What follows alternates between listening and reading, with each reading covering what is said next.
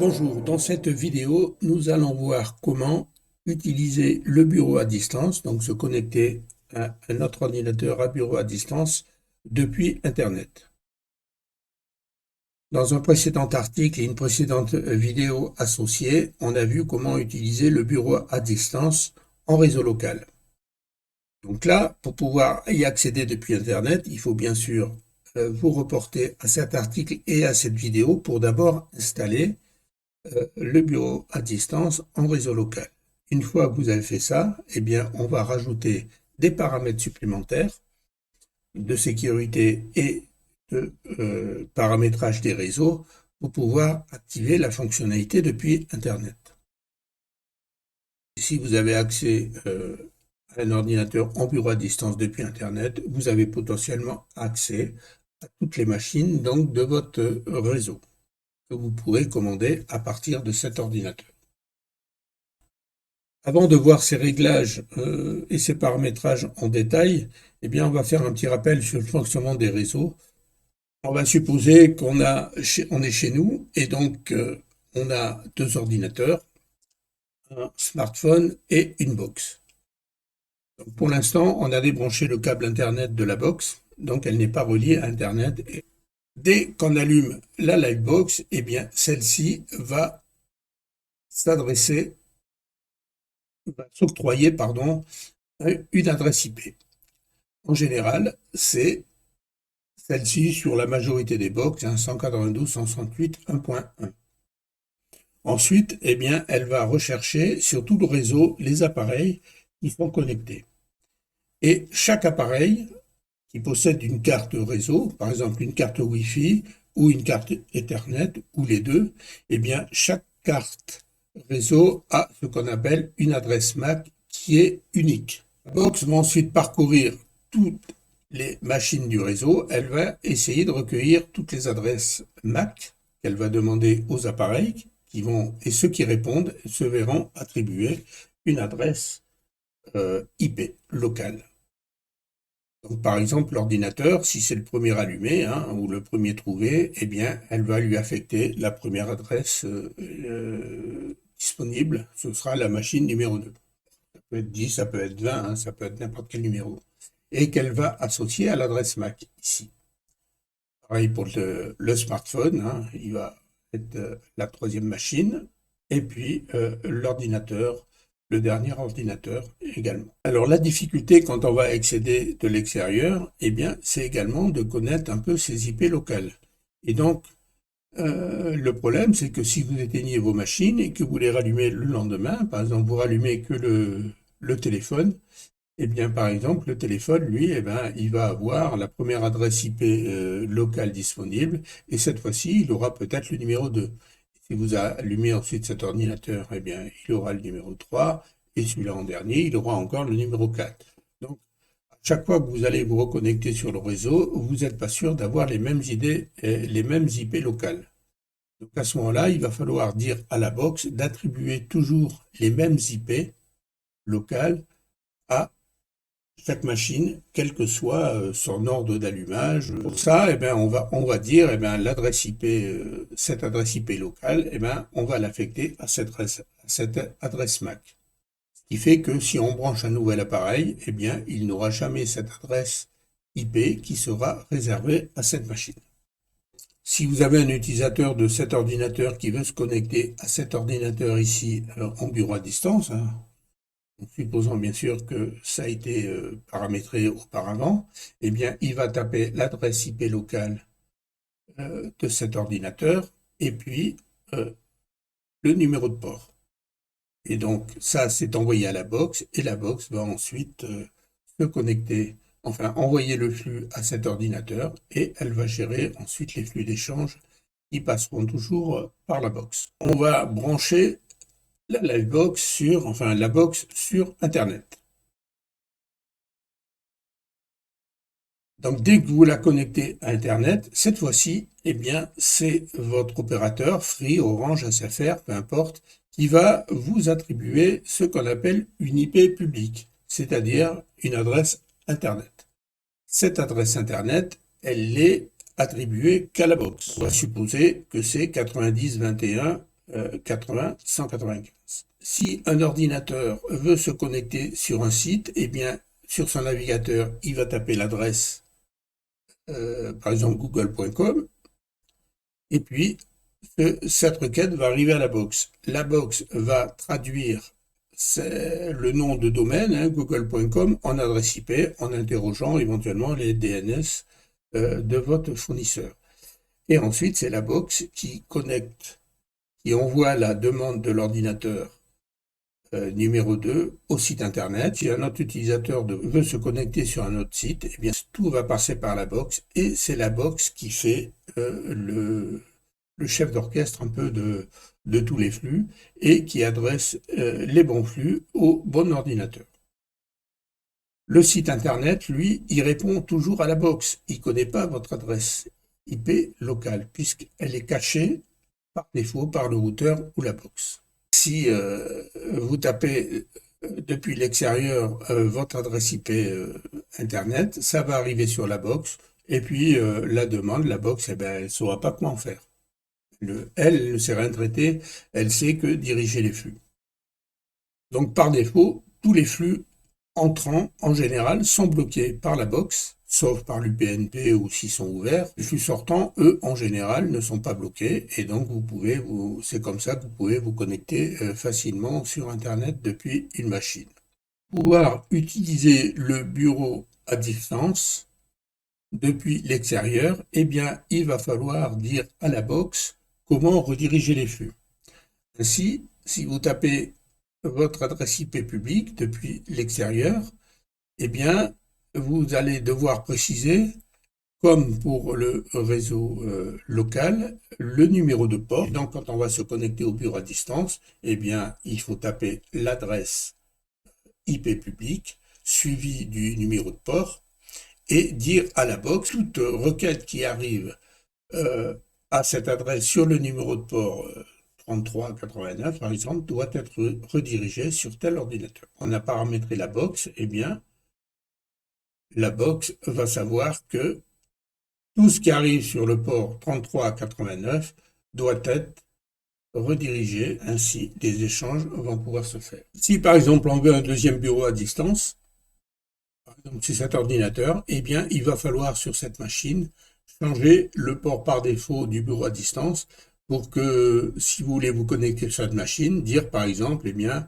se connecter à telle adresse, et puis changer le numéro de port et dire à la box, eh bien, tout ce qui arrive sur ce numéro de port, il faut le rediriger sur tel ordinateur. Si on ne fait pas ce paramétrage, évidemment, la box ne va pas pouvoir rediriger le flux. Alors, le problème, ça va être de connaître l'IP public. Si votre fournisseur vous fournit toujours la même adresse, pas de problème, il suffit de la prendre par cœur. Si votre fournisseur vous donne une IP dynamique, cette adresse IP, eh bien, elle peut changer à chaque reconnexion de la box. Et donc, à ce moment-là, il va falloir trouver une astuce pour que vous puissiez vous connecter de l'extérieur sans connaître votre IP public. Pour cela, il existe des services qu'on appelle DIN-DNS et qui vous permettent sur un serveur d'enregistrer votre adresse IP publique. Donc, vous prenez un compte sur un serveur DIN-DNS, par exemple une adresse un peu qui ressemble à une URL internet, mondindns.net par exemple, et la box, chaque fois qu'elle va se connecter, elle va envoyer l'adresse IP à ce serveur. Ce qui fait que vous allez taper cette adresse et puis elle va être convertie en votre numéro d'adresse IP et donc elle va vous permettre de vous connecter directement sur votre Livebox. Alors, soit on programme la box, ou soit c'est éventuellement un programme qui tourne sur votre ordinateur et qui est envoyé directement au serveur DNS pour donner l'adresse IP publique. Quand vous vous connectez, vous tapez mondindns par exemple, et puis le système recueille l'adresse IP publique du moment. Et donc, vous tapez mondindns 3389, et puis finalement la requête arrive là, à votre box, et la box sait la diriger sur le bon ordinateur. Maintenant, on a tous les éléments pour paramétrer notre réseau. Vous voyez que le principal, c'est pouvoir rediriger les flux sur l'ordinateur. enfin sur la bonne machine. Donc la première chose que l'on peut faire, c'est maintenant amener un peu de sécurité. N'importe qui, finalement, depuis l'extérieur, peut se connecter sur un de vos ordinateurs, en tout cas sur l'ordinateur du bureau à distance. Donc la première chose que vous pouvez faire, c'est activer le filtrage MAC. Là, je vous reportez-vous à l'article, hein, c'est de façon à autoriser uniquement certaines machines à pouvoir se connecter à votre réseau, même si le mot de passe est connu. Ensuite, ça va être évidemment de renforcer les mots de passe, puisque quand on se connecte au bureau à distance, eh bien, on se connecte à un compte utilisateur, hein, donc il faut rentrer l'identifiant et le mot de passe, et donc il faut que ce mot de passe soit très fort, hein, au moins 15-20 caractères, hein, avec des majuscules, des minuscules, etc., de façon à ce que le mot de passe ne soit pas trouvé facilement. Ensuite, il va falloir se protéger des robots et des hackers. Parce qu'en fait, vous allez avoir des robots, c'est-à-dire des programmes automatiques qui, eux, vont balayer un peu toutes les adresses publiques possibles, hein, par exemple de 90.21.00 à 90.21.99.99, et ils vont tester toujours le port 3389 qui est le port par défaut. Et quand ils ont trouvé un port ouvert, eh bien à ce moment-là, ils vont pouvoir se concentrer sur la machine pour essayer de trouver des failles et puis pouvoir rentrer dans votre réseau. Donc pour cela, eh bien, il y a également des méthodes pour se protéger un peu, hein, donc notamment de changer le port par défaut. Et enfin, une autre sécurisation, eh bien, c'est d'accéder à votre réseau local via un VPN, c'est-à-dire avec une connexion, un tunnel chiffré, de façon à ce qu'un intermédiaire ne puisse pas se mettre entre vous et votre réseau local et puisse intercepter des mots de passe ou des informations qui seraient en clair. Avant d'aborder les réglages et les paramètres donc du bureau à distance, on va voir comment créer chez un fournisseur un compte pour pouvoir utiliser le DIN DNS.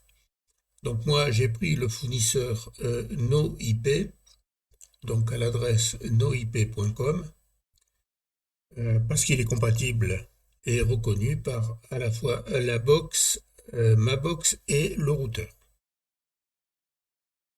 Donc, quand on a un compte, eh bien, on rentre ici en faisant sign. Là, on va créer un compte. Et donc, on clique sur Sign Up.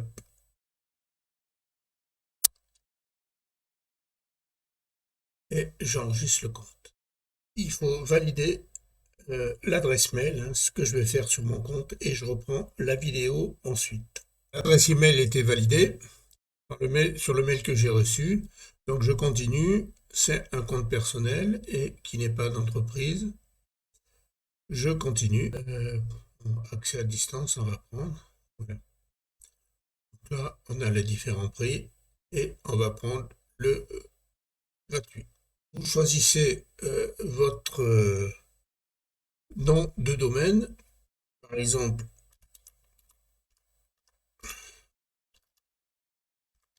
Club Info 78. On va voir s'il est disponible. Choisissez l'extension. On va prendre ddns.net. Donc là, vous avez l'adresse IP publique du moment. Donc là, vous pouvez choisir ensuite les différents types d'enregistrement du DNS. Et donc là, ce qui nous intéresse, c'est juste créer un nom de domaine. J'ai donc créé mon nom de domaine qui pointe sur cette adresse IP locale, publique, qui va évidemment changer au cours du temps. Donc, pour me connecter, au lieu de taper cette adresse qu'on ne connaît pas forcément, eh bien, je vais taper directement cette adresse, puisque le DIN DNS va faire la correspondance entre ce nom de domaine et l'adresse IP publique du moment. Avec un compte gratuit, je crois que tous les mois, il faut valider l'adresse. Alors que si on a un compte payant, on n'a pas besoin de valider cette adresse. Voilà. Et puis là-dedans, il doit y avoir un logiciel éventuellement à à télécharger, qu'on installe sur un ordinateur. Donc c'est pas obligatoire si vous le faites à partir de votre box, hein, mais si des fois votre box ne prévoit pas le DIN DNS, eh bien à ce moment-là, il faut installer le logiciel et le faire tourner sur l'ordinateur, et c'est ce logiciel qui transmettra votre nom de domaine, l'adresse IP publique du moment. C'est moins pratique de la mettre sur un ordinateur puisqu'il faudra qu'il tourne en permanence cet ordinateur quand vous devez vous connecter sur un autre ordinateur depuis l'extérieur pour justement obtenir cette adresse IP publique, alors qu'avec une box ou un routeur, eh bien, il n'y a que la box qui a besoin d'être allumée. Et de toute façon, vous devez la laisser allumée si vous voulez vous connecter depuis l'extérieur. Bien, nous allons voir maintenant comment paramétrer les accès Internet pour utiliser le bureau à distance. Alors, dans un premier temps, on a vu qu'il fallait avoir des IP locales fixes. Or, quand on utilise le DHCP de la box ou du routeur, c'est la box qui va donner l'IP locale. Et pour cela, elle associe l'IP locale à l'adresse MAC de la machine.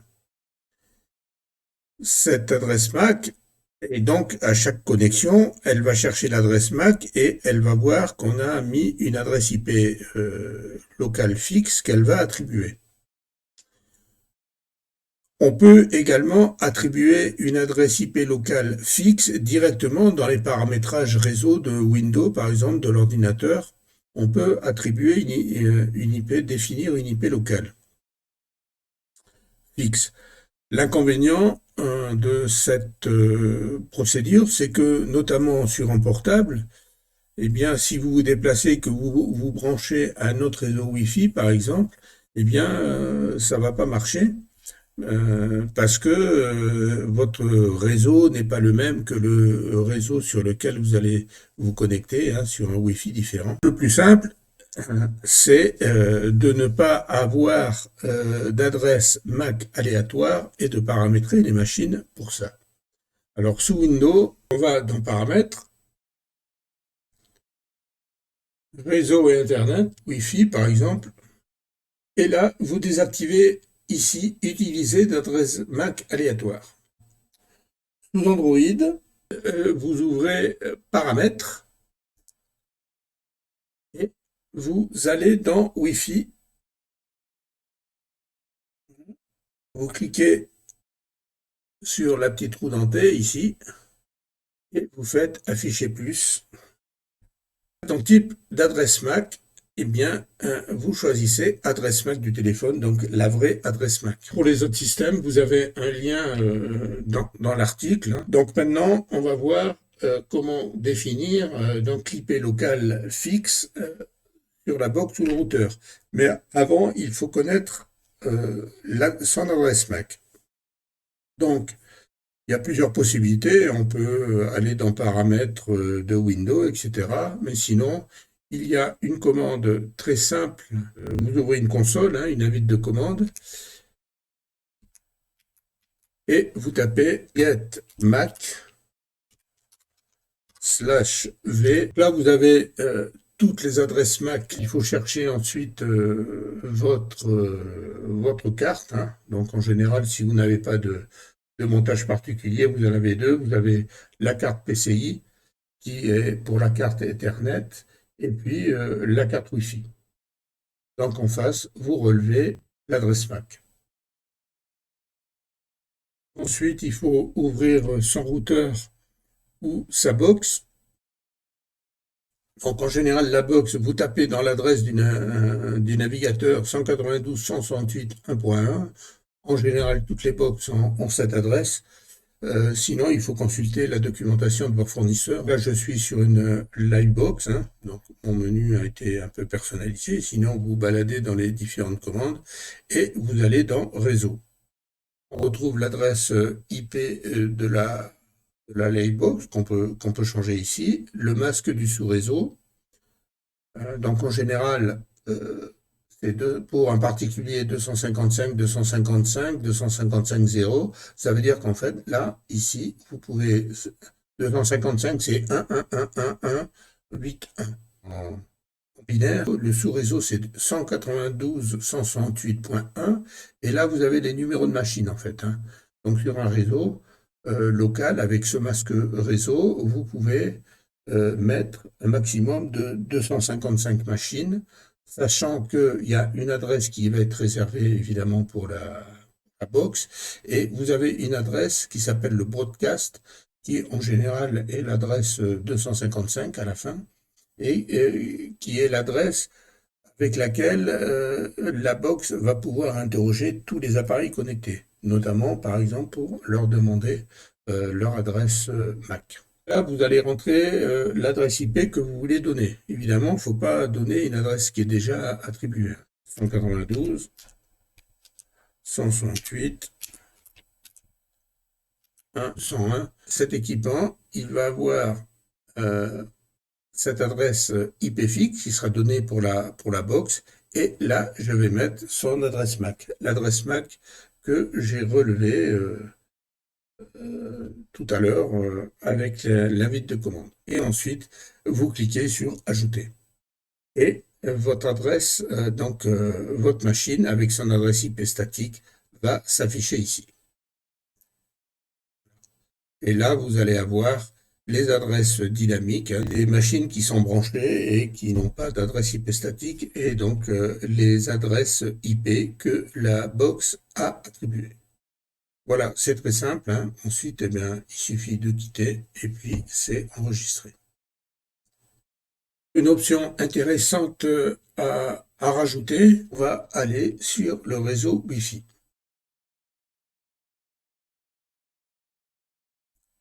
Là, on a le réseau invité. On a le Wi-Fi, je l'ai désactivé ici sur la Livebox. On va l'activer. Donc, on clique sur le nom du réseau, afficher les paramètres avancés. Donc là, on a le type de sécurité, le mot de passe, etc. Et puis là, vous voyez que j'ai un filtrage MAC qui est activé. Ici. Donc, on peut le désactiver ou l'activer. Il suffit de rentrer l'adresse MAC de l'appareil que vous voulez autoriser, 4525, etc. Et puis ensuite de faire le bouton plus, et puis elle va être rajoutée. Sur un routeur, on va dans avancer sur ce routeur et on va dans sécurité puisque c'est une option de sécurité et on fait contrôle d'accès ici. Donc là, on autorise ici les adresses IP à se connecter et quand on a rentré l'adresse IP, une IP statique, eh bien, on l'a en face de l'adresse MAC.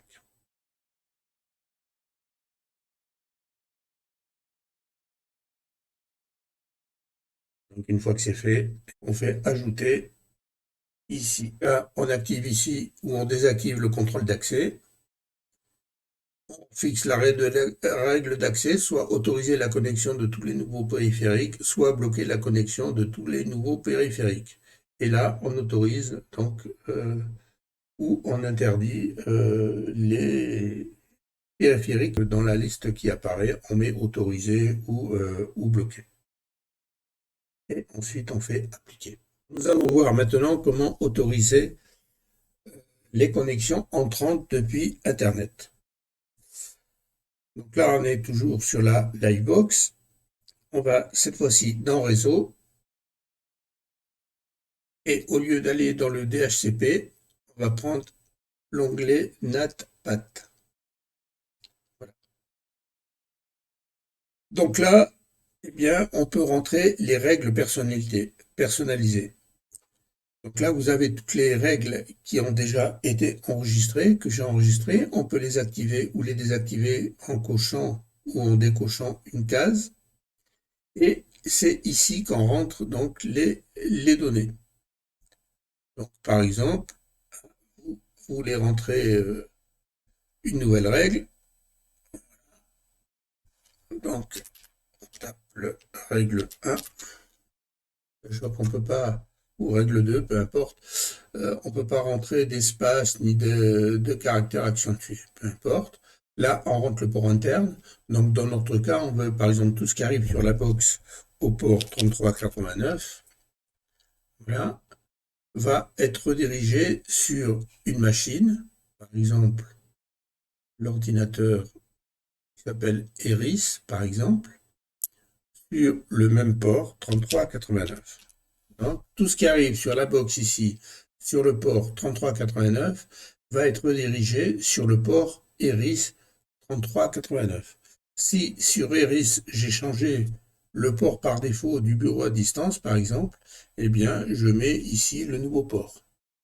Éventuellement, je veux compliquer la tâche des hackers, je fais une entrée sur un autre port et je redirige sur 3389, par exemple, sur l'ordinateur distant.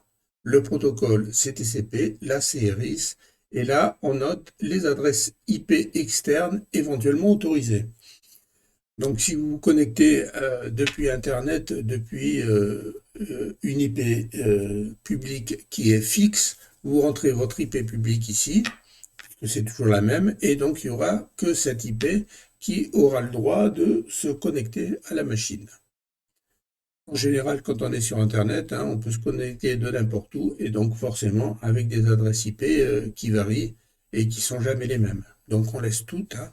Donc, n'importe qui, enfin n'importe quelle adresse IP pourra se connecter, évidemment, à condition de connaître les mots de passe. Voilà. Et ensuite, on crée, surcrée, on clique sur créer, pardon, et pour rentrer la règle. Là, je ne vais pas le faire parce qu'elle va rentrer en conflit. Si je le fais, elle va rentrer forcément en conflit avec déjà des règles qui sont existantes. Et si on s'est trompé, qu'on veut en supprimer une, eh bien, on la supprime. Sur ce routeur, on va dans Avancer, on va dans Configuration avancée,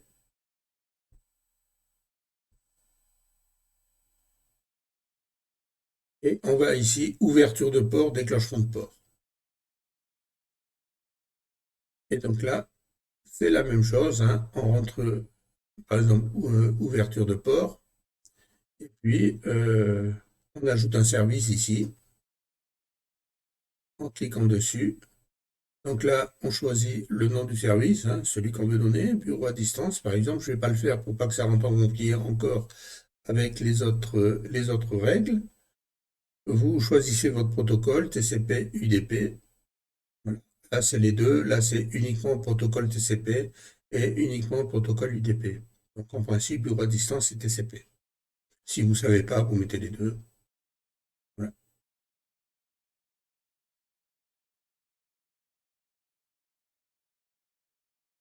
Donc là, vous rentrez les ports comme tout à l'heure, 3389, toujours entre 1 et 65 000. Donc le port sur lequel le routeur va recevoir le flux et là où il doit le transmettre, le numéro. Donc là, si vous cliquez, si vous cochez cette case, ce sera le même port. Et là, on précise l'adresse IP de l'ordinateur qui est récepteur. Voilà. Là, on voit les règles qui ont déjà été faites et ensuite on tape sur appliquer. Voilà donc pour la redirection de port, c'est pas très compliqué à faire. Il faut évidemment connaître les ports sur lesquels on veut se connecter. Donc là, une fois de plus, allez voir l'article lié à la vidéo qui est bien détaillé sur toutes les procédures.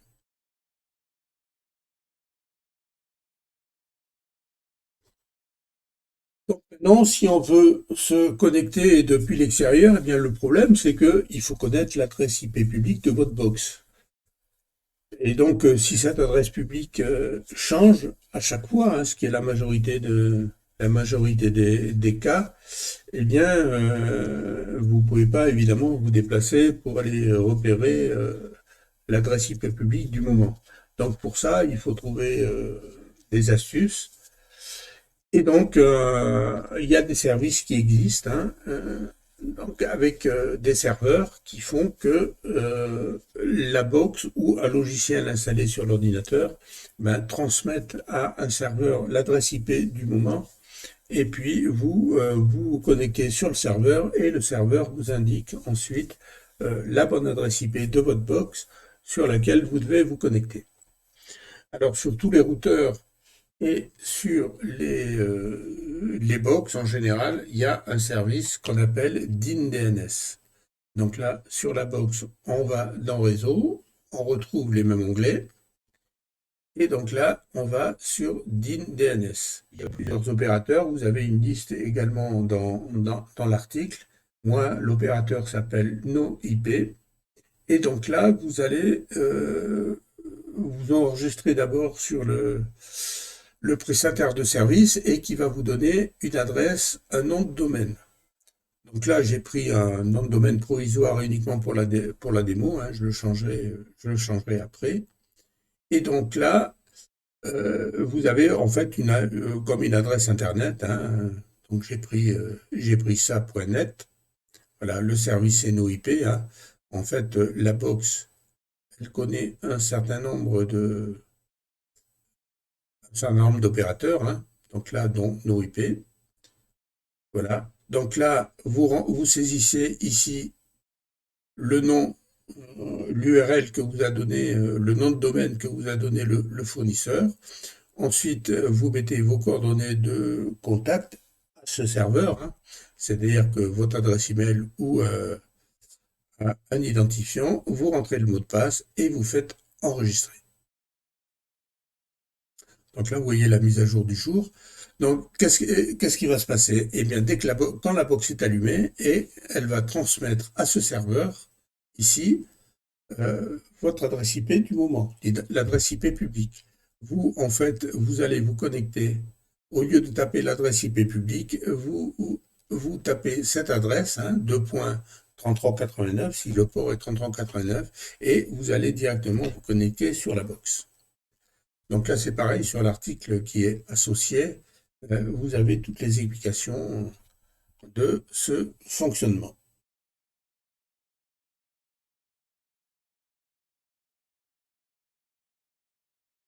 Alors, sur mon routeur, eh bien, je vais dans Paramètres avancés, dans l'onglet Avancé, et puis là, ça s'appelle DNS dynamique. Donc, je clique ici et je rentre les mêmes adresses. Hein. Donc là, vous voyez, il y a un peu moins de choix que sur la box, hein, mais le service NoIP y est. Donc, l'adresse du fournisseur de service, le nom d'hôte, c'est le même que tout à l'heure, l'identifiant et le mot de passe, et on fait appliquer. Alors nous allons voir rapidement comment rajouter un peu de sécurité à la connexion à bureau à distance, hein, puisqu'on utilise cette fois-ci Internet, et donc c'est bien plus dangereux que de le faire uniquement en réseau local, hein, puisque n'importe qui peut, de l'extérieur, essayer de se connecter. Donc, la première chose à faire, puisqu'on se connecte sur un compte utilisateur, c'est de bien sécuriser ce compte, notamment en mettant un mot de passe fort, 15-20 caractères, avec des minuscules, des majuscules, des chiffres et des caractères spéciaux. Alors sous Windows, on peut également définir des comptes qui sont autorisés à se connecter au bureau à distance et en enlever d'autres, notamment les comptes qui ne sont pas trop sécurisés ou qui ne vous appartiennent pas, hein, si des fois vous êtes plusieurs à partager votre PC.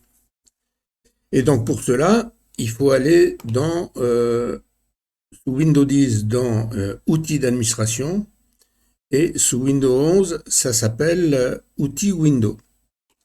Donc là, vous allez dans la barre de recherche de Cortana et on va taper sous Windows 10. Là, je suis Outils d'administration Windows. Voilà. Vous faites ouvrir et vous arrivez sur une fenêtre comme ceci où vous avez un certain nombre de programmes d'administration, l'éditeur de registre, etc. Vous cherchez ici gestion de l'ordinateur. Donc c'est les mêmes noms sous Windows 11. Hein. Sous Windows 11, donc au lieu d'outils d'administration, c'est outils Windows. Vous arrivez à peu près sur la même fenêtre. Donc vous choisissez gestion de l'ordinateur, vous faites un clic droit et vous faites exécuter en tant qu'administrateur. Une fois arrivé sur l'outil de gestion, vous allez dans utilisateurs et groupes locaux et vous cliquez sur groupe ici. Et là-dedans, vous avez à un moment donné, ici, utilisateur du bureau à distance. Donc à ce moment-là, vous faites propriété. Et là, vous voyez, vous avez les comptes qui sont autorisés à se connecter. Ici, je n'ai qu'un seul utilisateur qui s'appelle réseau HP. Et donc, c'est le seul utilisateur qui est connecté, qui peut se connecter au bureau à distance. Évidemment, si j'en avais plusieurs, je peux en autoriser d'autres. Donc là, il faut faire ajouter. Et là, vous tapez le nom utilisateur. Bon, comme il n'y en a qu'un, je tape réseau HP et vous faites ici vérifier les noms de façon à ce qu'il vous trouve la bonne orthographe avec le bon lien. Et ensuite, donc, vous faites OK et il va le rajouter. De la même façon, vous pouvez supprimer des droits ici en sélectionnant et en faisant supprimer.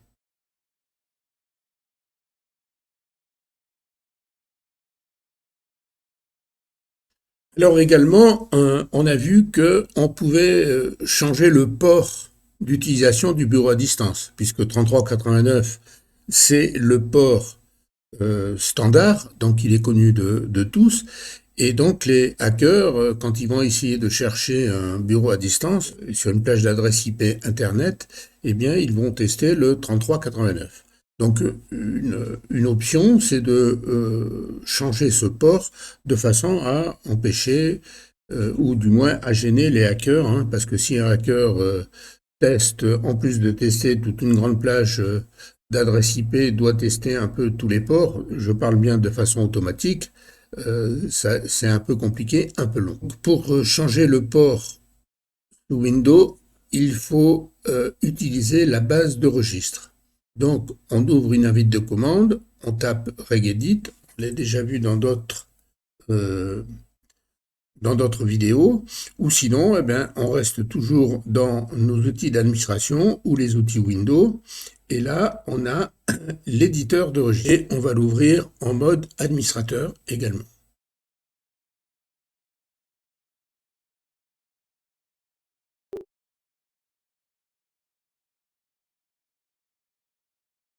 Donc là, on va à la racine, et puis on va aller dans HK Local Machine, System, Current Control Set, Control, Terminal Server, WinStation, RDP, TCP. Donc c'est des fois un peu long à trouver. Donc ici, je clique pour dérouler. Je cherche donc ensuite Système, Current Control Set, ici, que j'ouvre.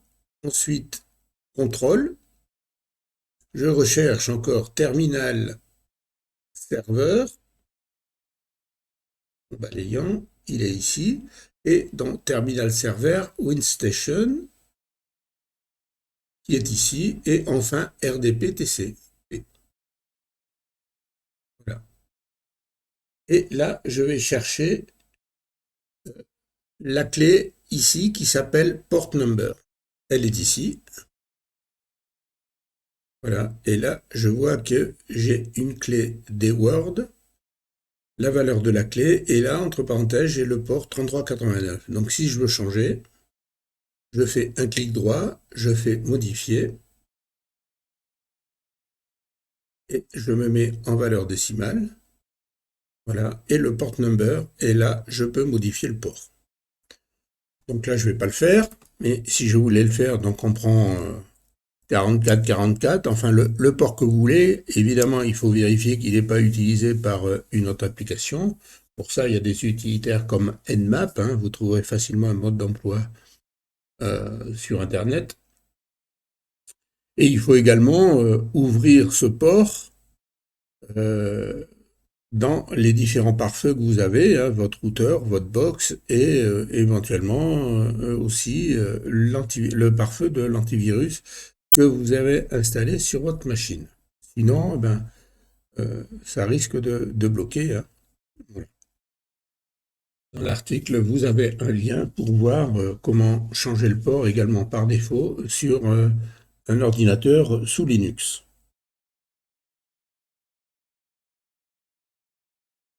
Alors également, dans l'article, chose qui n'était pas dans la première vidéo du bureau à distance en réseau local, et vous avez également un chapitre qui est consacré à l'installation du bureau à distance sur Linux, notamment avec le protocole XRDP. Si vous modifiez le port par défaut du bureau à distance, eh bien, il ne faut pas oublier de mettre ces ports à jour, notamment les translations de ports NAT sur la box, hein, et sur éventuellement votre routeur. Beaucoup de routeurs et certaines box, notamment la Freebox, je crois, ont une fonction qui permet d'activer un VPN, donc un réseau privé virtuel. Et donc, c'est assez pratique, hein, même en dehors du bureau à distance, parce que ça va protéger et chiffrer toutes les connexions entrantes et sortantes de tous les appareils du réseau, même ceux qui n'ont pas de pare-feu, par exemple, hein, une caméra IP ou des choses comme ça.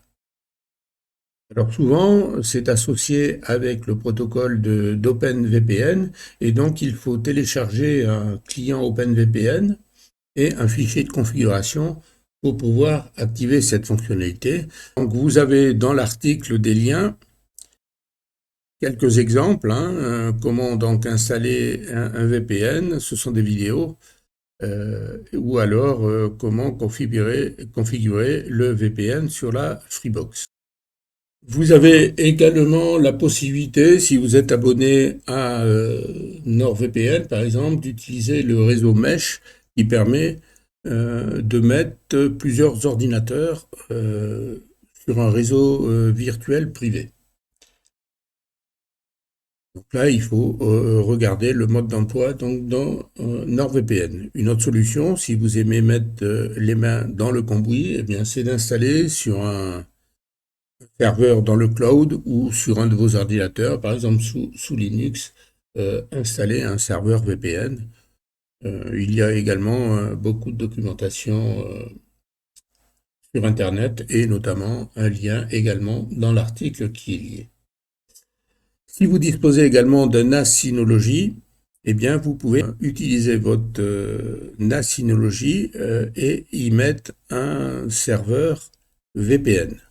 Moi, j'ai un NAS Synology et donc c'est ce que j'ai fait. Je vous ai mis également en lien dans l'article des vidéos très détaillées, hein, qui vous permettent d'installer donc un serveur VPN depuis un NAS Synology. Donc il y a notamment 3 vidéos. C'est surtout les 2 premières. Et donc n'hésitez pas à les regarder. Il me semble pour moi que c'est la méthode la plus facile. On peut le faire avec le procédé L2TP, qui est un peu installé par défaut sur tous les ordinateurs, donc il n'y a pas besoin de logiciel supplémentaire. Ou alors encore une fois, on peut également utiliser OpenVPN. Et dans ce cas, il faudra aussi télécharger ce fameux logiciel OpenVPN pour l'installer sur les ordinateurs cibles. Il y a également la possibilité d'utiliser des logiciels particuliers comme VNC, qui est assez connu, ou alors un AirAdmin VPN qui vous permet de créer une liaison chiffrée entre 2 ordinateurs. Une fonction intéressante également, c'est de pouvoir démarrer un ordinateur à distance pour ne pas le laisser allumer en permanence. Et donc, si vous voulez vous connecter à votre bureau à distance, vous pouvez d'abord allumer votre ordinateur et ensuite vous connecter, ensuite éventuellement l'éteindre, hein. Pour cela, Que ce soit sur une box ou un routeur, c'est la même chose. On va prendre le routeur. Donc je vais là, ici, dans ouverture de port, comme précédemment, et je fais ajouter un service. Donc là, le service, je vais l'appeler Wake on LAN, c'est le nom anglais, hein, allumé sur le réseau. Wake on LAN ou WAN, ça dépend, bon, peu importe. C'est un service UDP, protocole UDP. Et c'est sur le port 7. Là, je spécifie le même port d'entrée et de sortie. Et je veux allumer un ordinateur qui a l'adresse locale 172.0.120. Et je fais appliquer.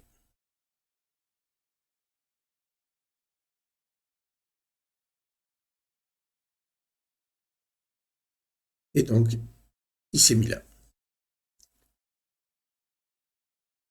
Je me déconnecte. Pour réveiller un ordinateur qui est éteint, une machine qui est éteinte, eh bien, on envoie ce qu'on appelle donc un paquet magique, c'est-à-dire une trame hein, qui est composée de la valeur FF hein, en hexadécimal, donc 6 fois la valeur FF et 16 fois l'adresse MAC du PC distant.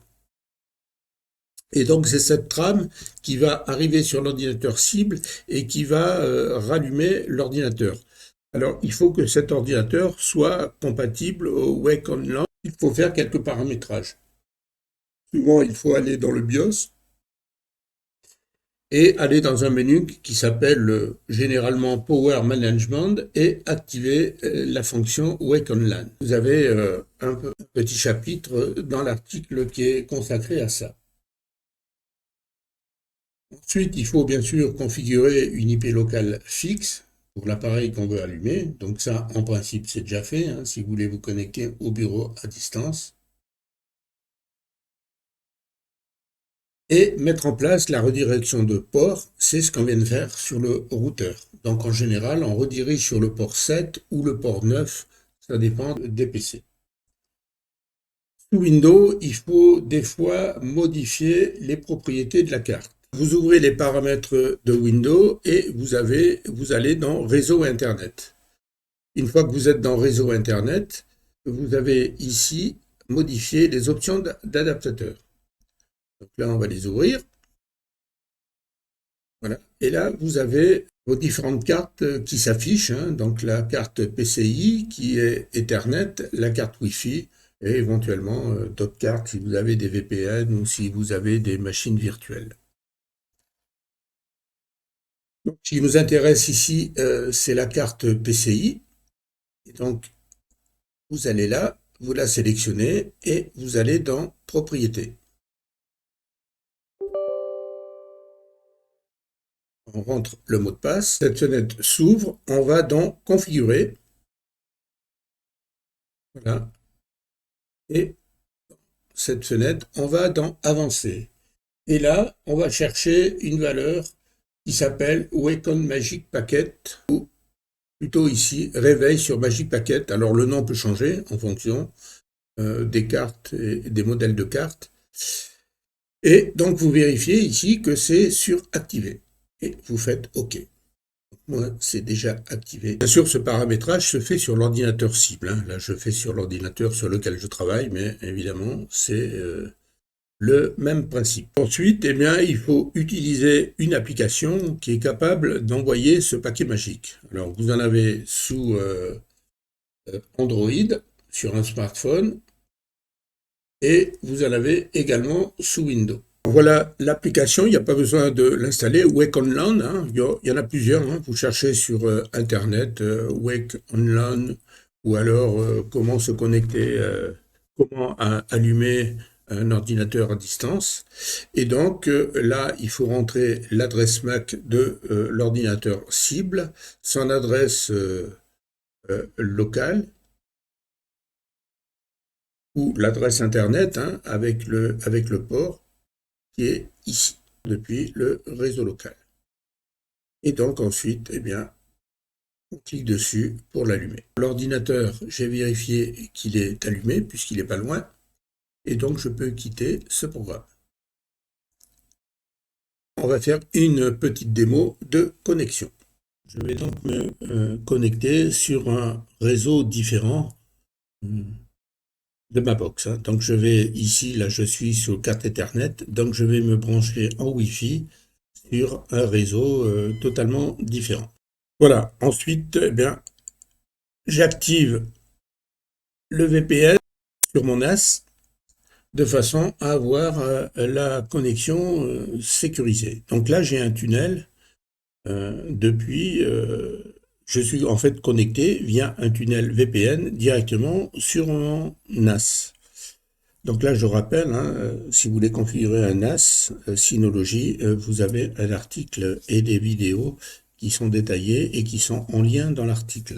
Donc je suis également sur un réseau totalement déconnecté, enfin totalement différent de mon réseau local et de ma box et du routeur. Et on va le faire dans un premier temps se connecter via le téléphone, hein. Donc vous voyez bien que ici également sur le téléphone je suis en 4G, donc je ne suis pas en Wi-Fi sur le réseau local, donc j'ai une adresse IP totalement différente et les réseaux sont totalement différents. Donc là, je vais utiliser le bureau à distance, l'installation qu'on a vue dans la précédente vidéo pour s'installer. Voilà, et j'ai ici donc mon fameux ordinateur sur lequel je veux me connecter. Donc là, vous reconnaissez bien l'URL qu'on a vu tout à l'heure, hein, dans nos IP et sur le port 3389 que j'ai pas changé. Et donc je clique dessus, voilà, et évidemment on me demande le compte utilisateur que je vais rentrer. Donc le nom d'utilisateur, le mot de passe, et je fais continuer. Et donc là, vous voyez que je me connecte bien à distance depuis Internet, hein, puisque je suis en réseau 4G sur l'ordinateur, sur le port 3389. J'ai le menu démarré. Alors sur la tablette, c'est plus facile que sur directement sur le téléphone. Donc là, je vais essayer de me connecter en bureau à distance également, directement sur cet ordinateur, hein. Donc cet ordinateur, il s'appelle Ceres. Donc là, je le fais également depuis un autre réseau.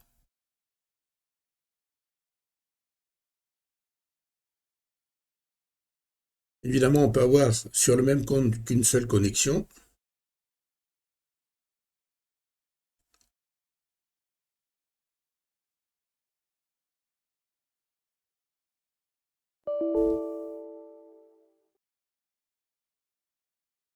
Donc là, il ne veut pas.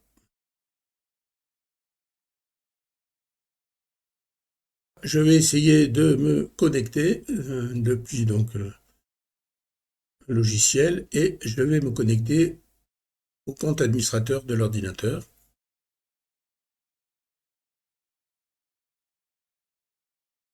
Chez là. Je vais un peu agrandir la fenêtre. Voilà. Et donc là, évidemment, il me dit depuis l'extérieur que j'ai un utilisateur qui est déjà connecté. Donc on ne voit pas tout le texte parce que... Voilà. Et donc vous voyez que sur mon téléphone apparaît, voulez-vous autoriser la nouvelle connexion? Donc il faut que je clique sur OK. Voilà, comme ça, je me déconnecte depuis le téléphone. Je me mets sur le bouton OK. Et voilà. Et le téléphone est déconnecté. Et là, il va pouvoir se connecter. Donc là, je coupe le téléphone. Voilà. Et donc là, je suis donc sur le mode administrateur, hein, sur le même ordinateur. Voilà. Et donc depuis là, eh ben, je peux me connecter sur le NAS, je peux aller et je peux éventuellement ouvrir, allumer d'autres ordinateurs, hein.